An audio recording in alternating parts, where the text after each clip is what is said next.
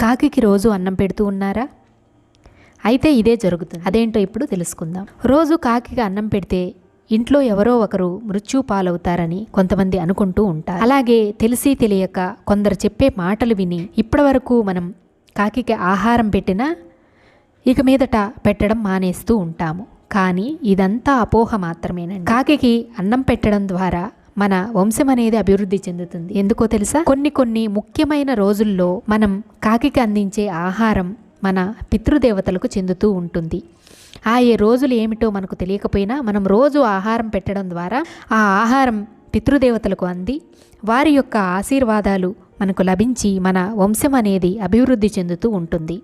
అలాగే మనం ఒక కాకికి అందించే ఆహారాన్ని అది మరికొన్ని కాకులతో కలిసి షేర్ చేసుకొని తింటుంది. ఇక మనం మనుషులం కదండి, పశువులకు పక్షులకు ఆహారాన్ని నీటిని అందిస్తే ఎటువంటి పాపము అనేది కలుగదు.